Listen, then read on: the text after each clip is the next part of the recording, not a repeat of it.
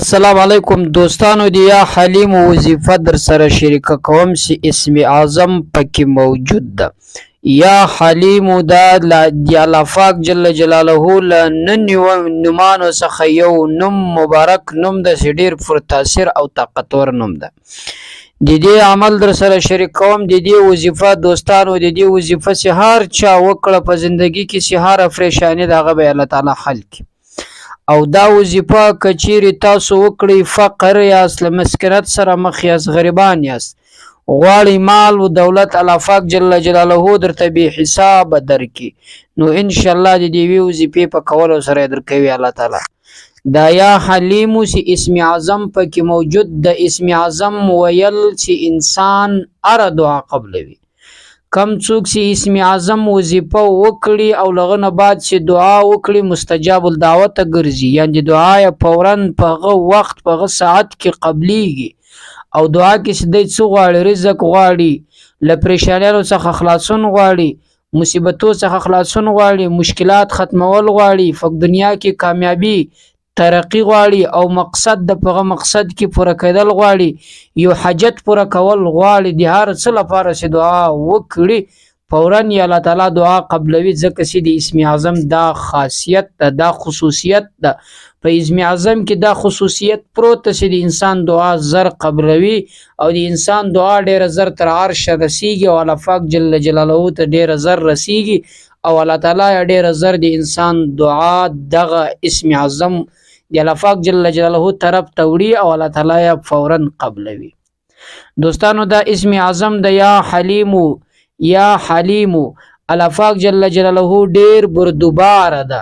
حلیم ذات ده. نو ان شاء الله کم کس کا په زندگی کې غواړي چې الله تعالی به حساب مال او رزق او دولت ور کړي، لدغه وظیفه کولو چې د رزق په باب باندې د رزق لپاره دعا وکړي الله تعالی له فقر له مسکنت له غریبی له قرضداري له دې ټولو څخه خلاصوي. ایو که یو انسان یو پزړه کې جائز خواهش لري یا یو حاجت لري پزړه کې یا یو ارمان لري، دغه دی یا حلیم وظیفه سی وکړي او مرواره کم سی زله تاسو سره نن شریک کوم دوستانو. لغه نه بعد سی د خپل جائز حاجت په باب باندې دعا وکړي الله تعالی فرغت ځای باندې د حاجت پر کوي. کن فیکون کې الله تعالی فیصله پر دې باندې کوي چې ستا حاجت در پر کوي، ستا خواهش در پر کوي، ستا د زړه سي ارمان د هغه در پر کوي. ته چې په کم مقصد کې کامیابی غواړې په هغه کې د کامیابه کوي. یا یو که انسان د محبت لپاره وکړي، مثلا غواړي د خپل محبت د خپل ملګری په زړه کې واچوي چې هغه د دوست د انډوال جوړ شي، یا د خپل محبت د خپل مور او فلار په زړه کې واچوي چې هغه له د سره مینه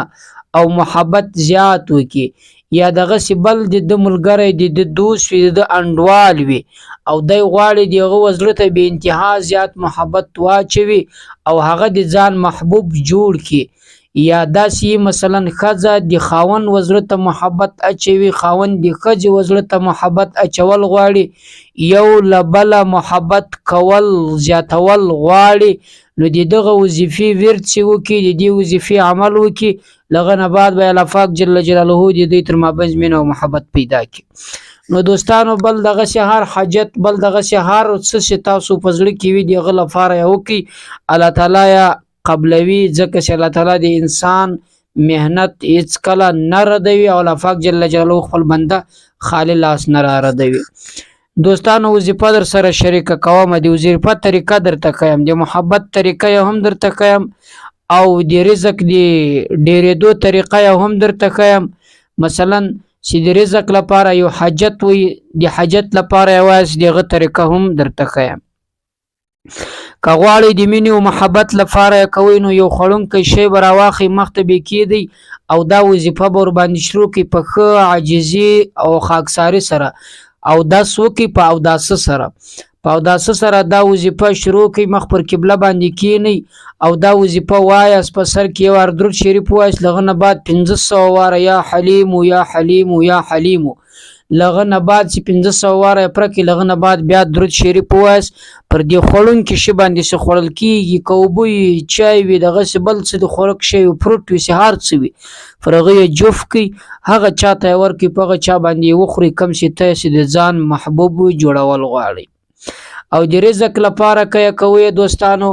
هم یې 1500 واره وایاس لغه نه بعد پر غد ځای باندې لاس پورته کوي الله ته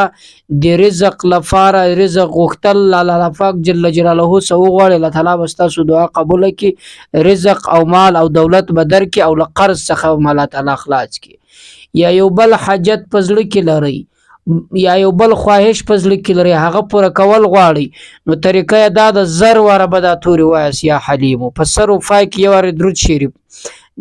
زر واره چې تاسو وایس لغه نه بعد په خپل گریوان کې د ننی جوف کې لغه نه بعد د خپل حاجت د خپل خواهش د خپل مقصد د خپل لزړه ارمان د پوره کولو لپاره